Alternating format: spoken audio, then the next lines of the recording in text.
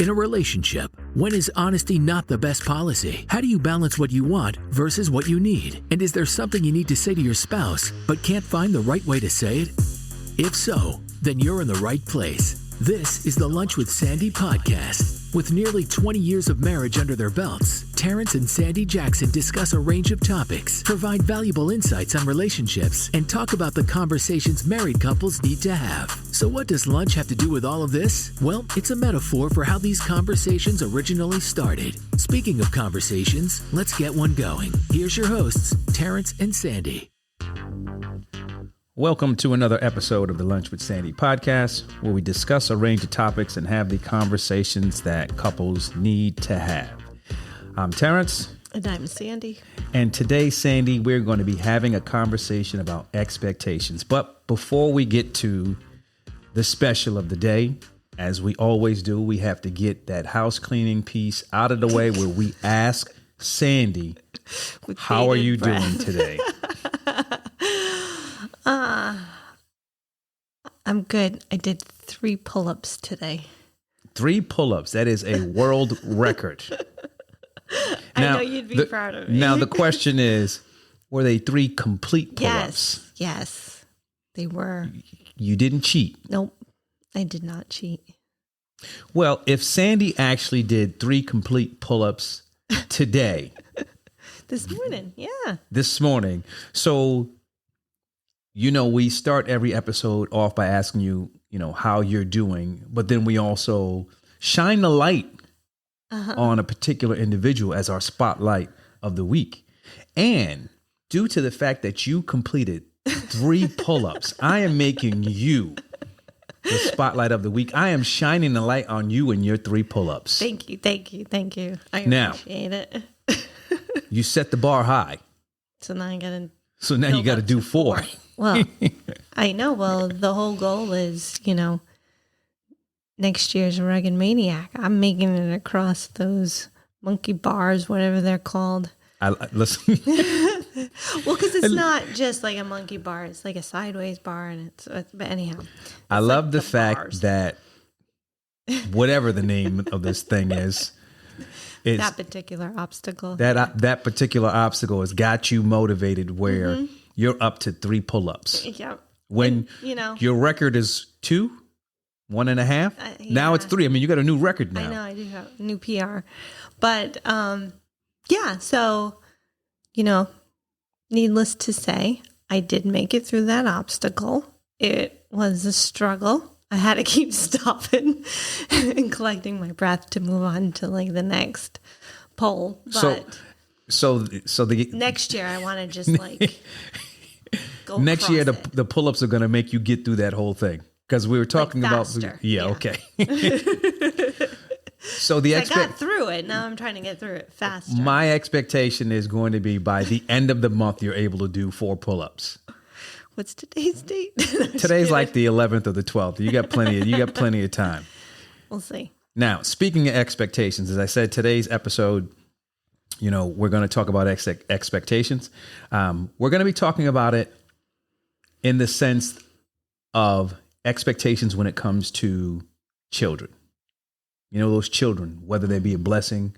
Let me ask you that question. No. So children, blessing or curse? And that's not the topic, but I'll go with blessing. It was a trick question. Of course, they're a blessing. I know. It's a trick question. Some days it feels like a trick curse. Question. All right. In any event, in many ways, children, they're a reflection of their parents, and as they grow and develop, and they begin to mirror, the actions and they interact the same way, or they model the way that they actually see the adults around them actually act. But as a parent, whether it be consciously or subconsciously, we begin... Intentionally or unintentionally. Well, I'm not going to say intentionally. I'm going to say subconsciously, consciously or subconsciously. We begin to map out their entire life as soon as they're actually born. So with that comes expectation. So let me ask this question. When it comes to your child or a child, and we're going to answer this question from a general perspective, but I'm going to ask you, would you have different expectations for your child depending on the gender? No. Now, you answered that question rather quickly. I did. However, subconsciously, I believe we all are trained to set different expectations based on whether or not it's a boy or a girl that we actually have. I don't know. And let me explain what I mean. Well, yes, there's definitely out there. But me personally, the fact that I grew up as a tomboy, with a mother that consistently tried to put me in dresses, I feel like I've tried to steer away. I mean, it's easy to say that now. I think the majority of the people, endorse being a certain way, but putting into action it's different. Mm-hmm. You know what I mean? So if you go back to when your first daughter was born, you probably had some colors picked out for her, for the room and things like that. You probably had some idea of how you were going to do certain things with her. And again, we have to think about it from the perspective of, I don't think that any parent says, well, I'm going to set different expectations based on whether or not it's a boy or a girl right off the bat. But subconsciously, we've been trained that, okay, there are certain things that little boys do and certain things that little girls do. And until we can actually admit that and know that it's not something that we may be doing consciously, we won't begin to be able to start saying, okay, well, we need to start thinking differently and do things differently. No, you're sadly correct. I mean, sadly. Sadly. I hate to admit when you're right, but well, I'm right most of the time. Just so everyone knows. I don't know. But I don't know about that one, but you're right. The decor is definitely, you do start with, most people don't do complete gender neutral rooms, right? Girls are pink and butterflies and rainbows and unicorns and sunshine. And so let me ask you this. Have you ever heard the expression, and I know you have, boys don't cry? Think about it. Again, so now what we have to understand is, as parents, as adults, the first lessons about a child's gender role is probably coming from us. Yeah. And what we do and what we say can influence those children at that very early age. And again, I'm not saying that there are certain things that we intentionally do, but from a subconscious perspective and from the perspective of, we've been trained a certain way. When that's ingrained in you, the tendency is when you're not thinking about it, that stuff gets moved forward because you're doing what was done for you. Well, right. And just naturally just going to the store, buying clothes. If your child is a girl, you're going to go shop in the girls section. If it's a boy, you're going to go shop in the boys section. Like, there's usually not much crossover. And how much pink do you see in the boys section? Boys aren't supposed to have their nails painted, but yet when our little girls are a certain age, we take them to get manicures and pedicures. It's definitely kind of those gender norms, for lack of a better term, that we don't usually say, no, it's okay. Son, let's go get manicures and pedicures. And it's fine that you want to put pink or blue polish on your nails. Yeah. And I think it's important for every parent to understand. And I'm not saying that they don't, but children model what they see. Yeah. And when they hear certain things, it can influence them. And now when you think about how early that stuff begins to happen. Yeah. And do you feel like, because I know my own answer, do you feel like it happens maybe more with boys, to the point that you said, boys don't cry, boys don't wear pink, boys do not have nail polish on their nails? But if you have a daughter who is, tumbling around in the mud and whatnot, and acting like a tomboy. We have a phrase for that, right? Like we can put there's phrases for both of them. But think about it. No, but I feel like for girls it's more acceptable. Oh, she's just a tomboy. You know what I mean? She's not a girly girl, whatever it is. But for boys, I feel like it's more frowned upon if they behave in that manner. Like, so I think it depends on. So we're going to get to that. I think it depends on the environment that you're in. Mm-hmm. I think that environment or the culture can be more accepting depending on what it is. Yeah. And by that, what I mean is, from a cultural perspective, it may be okay for a person to act in a particular way. And I use the term okay, but I'm just using that term just to use a term. Right. And in others, it might be frowned upon.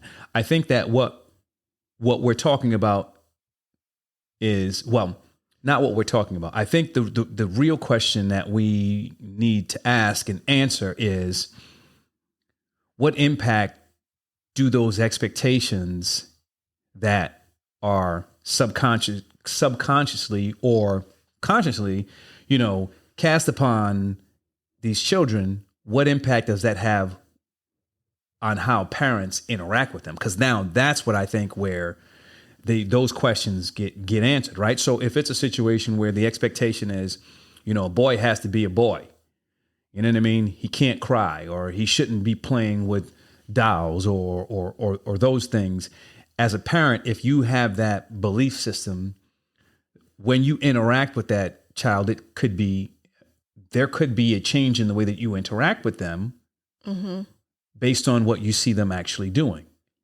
And when I say change, what I mean is they may be exhibiting a behavior that you don't feel comfortable with, and you try to actually then discourage or dissuade them from actually doing those things. I did some research, and what I was surprised to find was, from the perspective of when we're talking, boys and girls, there's a study that was done, and it showed that boys get praised more often for their efforts and strategies than girls do. Mm. And on the flip side, girls get way more emotional support than guys do, mm-hmm. than boys do. Right. And so think about that for a second. If you have a situation where you have a boy and boys don't cry, yeah, and they don't get that emotional support, or they're not talked to about those social issues or those emotional issues, when they start to develop, that can have a huge impact on how they deal with things when it comes up and it's emotional and things like that. And on the flip side, if you're not praising the efforts and strategies of those young girls, mm-hmm. then does that have an impact on them from a confidence perspective, from the perspective of what they're able to achieve? Right.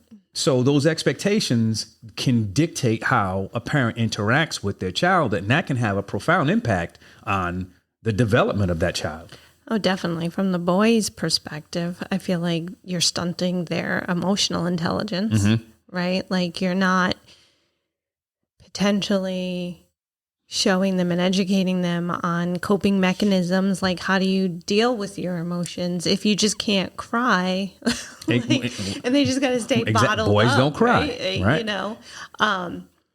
And then from the girls' strategy, like how are we inhibiting them with that aspect? Personally, one of the things, Ayla did Girl Scouts, right, when she was young, but I wanted to put her in Boy Scouts. I don't know why you wanted to put her in Boy Scouts. Girl Scouts, you learn, I don't know, it's more like a social type of thing. Not that they're not helping, like food banks and things of that nature, the volunteer work, but I wanted her to know how to start a fire. Be careful with that. I get what you're saying. I wanted her to have those tools at her disposal that they're not teaching these girls. Yeah. Well, and what I would say to that is this, and I challenge every parent to do these types of things. You have the ability to take on those challenges and teach them to your actual children. Yeah. You have the ability to now recognize what it is that has been done to you or has been ingrained in you and actually make the change. Let me tell you something that surprised me a lot. And now, as you know, I have 3 daughters. So from my perspective, that whole son aspect really didn't come into play for me.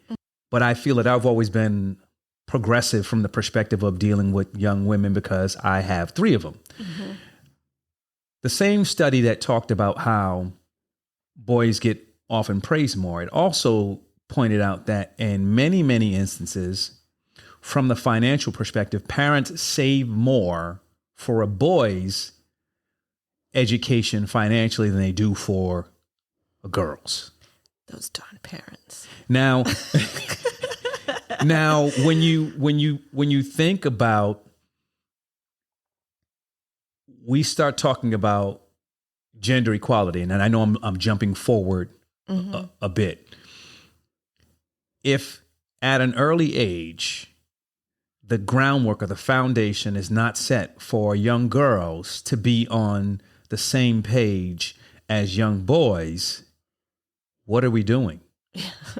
Now, and the other thing that, and the other thing that it stated was this, and I don't know much about this.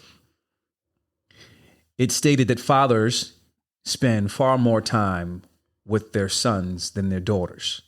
Now, you might look at that and say, okay, well, that makes sense. But on the flip side, it would only make sense if the mother spent more time with the daughter than the son. But the study showed that mothers spend time equally. So how come the dads aren't? With the sons and the actual daughters. So now think about that from the perspective, you have a daughter, right? The father is spending so much time with the son. Mm-hmm. Equate that however you want. The father appears to love the son more than the actual daughter. Your daughter grows up and is involved in a relationship and is neglected. And I'm going to use that term neglected because I don't want to use any other term. But from the perspective of what she's getting, it's not what she deserves. But in her mind, that could come across as normal because now if she is grown up in a situation where the father doesn't spend much time with her anyway, then that's the norm. Well, right. Because that's where my brain was going too. So you think about it, right? Like father's there to teach their son how to be a man. Like, right. Like, this is what you got to do to be a man. Well, right. But mothers are looking at it from the perspective of, yeah, daddy's going to teach you how to be a man, but I'm going to teach you how to be a good man for that wife that you're going to have. Or, whatever. Or, other man. But you know where I'm going with it. And then, so like from the perspective of the girl, like, right. So the mother's there teaching the girl how to be a woman. So where is it that the father is teaching the girl to your point? Like, you're going to be, this is what, what you should expect in like a relationship of like, how to be, I guess, a good quality wife. And I don't mean that from a degrading perspective. I mean it from the complete opposite. Yeah, because I'm gonna come back with 2 points on that. I'm gonna teach my son how to iron and wash clothes and do dishes, like the normal, stereotypical non-man things to do. So, is the father teaching the daughter how to change a tire and how to drill? They should be carpenter. How to be carpenter. Like I'm just throwing.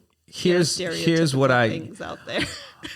I take all of this and I flip it and I say, here's what should be happening. What the father should be doing is the father should be showing the daughter what the representation is of a good husband. Right. I agree. And that doesn't necessarily mean that he has to spend all his time with her, but the way that he interacts with his wife, the way he interacts with all women, he should be showing his daughter that that is how a real man actually acts. Now, on the flip side, I think as parents, what we should be doing is teaching our kids how to be independent. Yes. Not how to be a boy or how to be a girl, but how to be responsible, independent, self-sufficient Yeah. individuals. Because when you do that, in order to be self-sufficient, you have to have a range of skills to make sure that, you're able to take care of a number of different things. And when you do that, what you stop doing is you stop trying to actually pigeonhole someone into an actual role socially because of their actual gender. Right. And if we are able to actually accomplish that, then, we will have a good place. We'll be starting from a good place. Yeah. Right. We should be teaching boys and girls life skills equally. It doesn't matter if it's stereotypical male or female skills. Yeah. Now, let me ask this, because this is an interesting question, and I have an answer, but I'm going to ask the question. Do you think that parents tend to underestimate girls and overestimate boys? Probably. Now, let me answer from my perspective. Well, first off, from a general perspective, I would say there's a yes to that. Yes. And from my perspective, I would have to say, okay, well, remember, I have 3 girls. Now, I'm going to tell you a story. I was at the Cyber Summit that we did a couple of weeks back, and there's he's not a co-worker, but he works for one of the agencies that we does work with. And he has 2 kids, 2 girls. And I asked him, I said, you're going to try for a third? He goes, yeah, we're trying for the boy. Think about that for a second. Right? Think about that for a second. And I told him, I said, listen, go ahead and try for that third. You're going to have another girl because, the proof is in the pudding. You've already had 2 girls and you've been trying for a boy. I say that because, well, not that. I say yes because think about how many times from a father's perspective, they say, okay, well, I want to have a boy because they want someone. I get it. They want someone to. They want a mini me.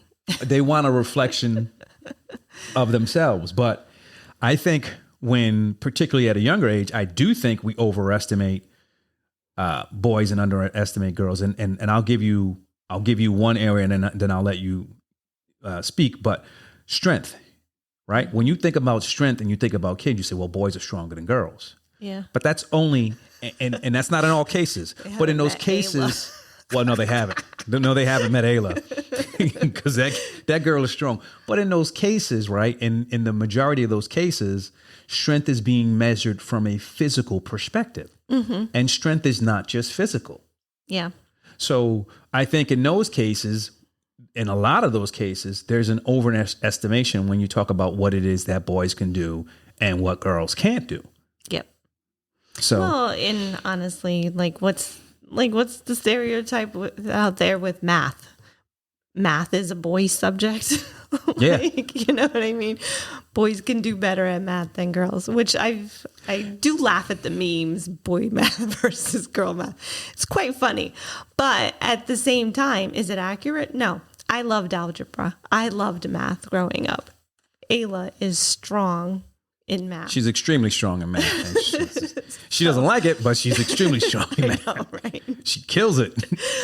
Right? So, I'm sorry. And, that stereotype is definitely wrong. But, why do we overestimate the fact that boys can do math and girls can't? That doesn't make any sense. I think part of that, too, is, let me say one interesting piece about the math piece that also was in this act. And you know what I got to start doing? I got to start, remembering where these studies are actually coming from. But the study also hit on that math piece, and what it said was this.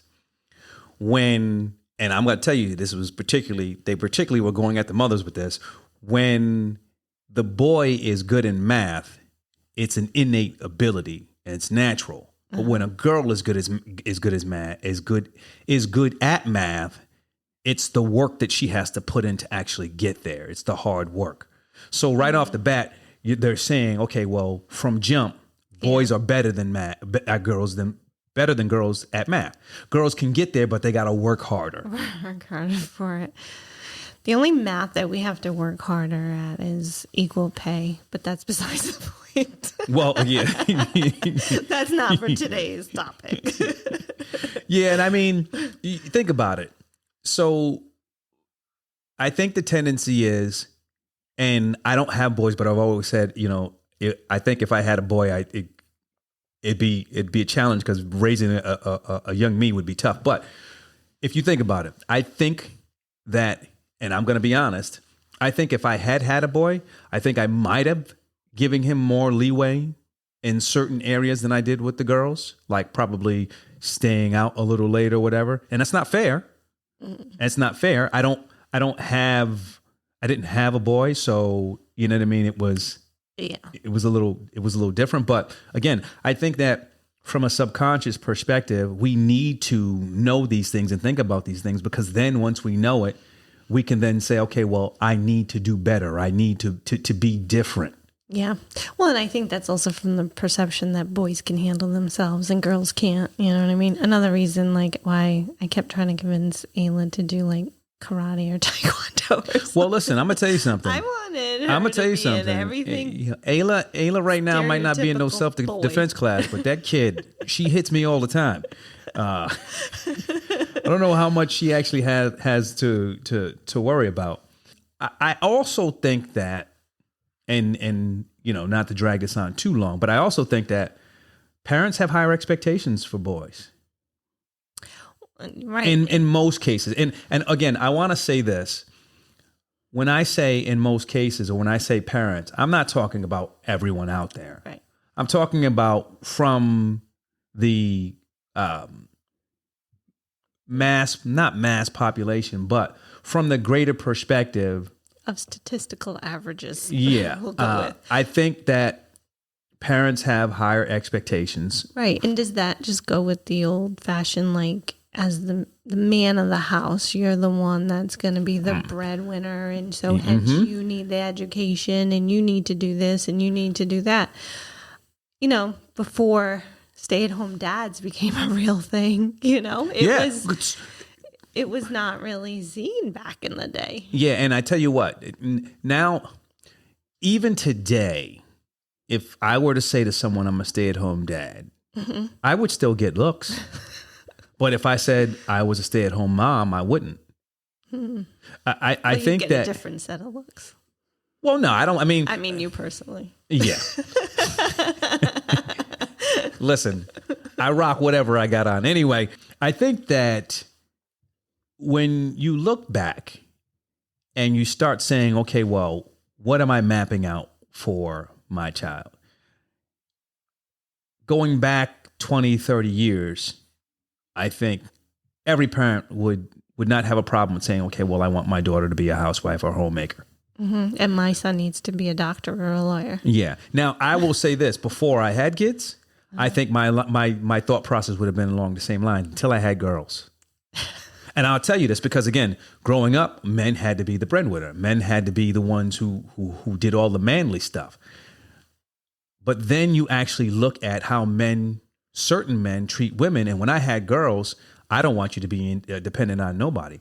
I want you to be able to do all this stuff by yourself. You need to be able to do this. I need to teach you how to do this. You should be able. You shouldn't rely on anyone for anything. You need to be self-sufficient. Yep. Now, that was my approach. But prior to having daughters, that wasn't my mindset. Right. Well, that's what you were taught. So that's what was ingrained in your brain, and until you had something that snapped you out of it. Damn children. No, for me, I hated being told I couldn't do something, or, oh, you're just a girl, you can't do that, or whatever. Like, I wanted to always prove those people wrong. Now the question though is this: from a different perspective. Yeah. And I get that when other people are saying it. The question is that something that's coming from your parents? What I mean is your parents are the. Well, like I said, my mom liked putting me in dresses, and then I would go hang out of trees. I can't see your mom putting you in Tim's and That'd be hilarious. You mean? I would have been so cute back then with just some Timbs on. But anyhow, she used to, my mom herself never really wore pants. So she would always put me in dresses. I've never seen your mother with a pair of pants on. She might wear like sweatpants around the house, but that's pretty much it. If she's going out I've and never seen it. yeah, but she does. Yeah, I'm just saying. But if she's leaving the house, you just complete dress. Like you're not going to see her not in a dress. Yeah. And hence that's what she started setting those expectations for me. And then I'd be hanging out of trees, roughhousing with the boys, and then she would, ask me why I can't just sit down like a good you ain't girl. gonna get no man. And she would make comments, and I'm like, well, you're the one that put me in a dress, like, Yeah. Stop showing your cuecas. So I'm like, well, you put me in a dress, I'd rather be in pants, and then I wouldn't. Yeah. I think it's important to begin to think about how we think when it comes to our children and what we expect from them. Mm-hmm. I mean, I also think that we need to make sure that we're not putting limits on our children regardless of their gender. Although in most cases, it's not something that is done consciously, but we still need to be thinking about it because we have such a profound amount of influence when they're at that very, very young age. So in order for us to... We'll get it right with our grandchildren at least. Well, yeah. But in order for us to set the foundation for both boys and girls, equally so they can reach their full potential, we got to make sure that, we don't just endorse that equality, but we practice it. And that's what I was meaning. That's what I was speaking to earlier when I said, okay, well, it's one thing to say, oh, yeah, well, yeah, I wouldn't do this or I don't do this. But when you start thinking about it, subconsciously you're doing this, but you're not doing it on purpose. Goodness. Jax. Is that Jax? Probably. Yeah. All right. I'm like, what am I hitting under here? All right. That being said, we're going to wrap this conversation up. And you know what happens when we wrap these conversations up? I get to tell everybody what my realization is of the week. That my wife is stronger than I thought. I mean, listen, 3 pull-ups. Woo. I got to write Guinness. No, my realization of the week is this. You need to be mindful of your time and how you spend it and who you spend it with. Mm-hmm. We're not promised tomorrow. So you don't want to spend your time wasting it on somebody who's not worth it. When you spend time wasting it on someone who's not worth it, you're taking away time that could be spent with those individuals who are worth it. And again, as I stated before, we don't have an unlimited amount of time. So be mindful. That's the end of this conversation. Please be sure to follow on your favorite podcasting app. And we'll talk to you next time. Episode of the Lunch with Sandy podcast. Thanks for listening. We'd love to hear your feedback and comments on Instagram, TikTok, and Twitter at Lunch with Sandy. And be sure to follow us on your favorite podcast app. If you enjoyed the show, don't forget to rate and review us. Thanks again for listening to the Lunch with Sandy podcast.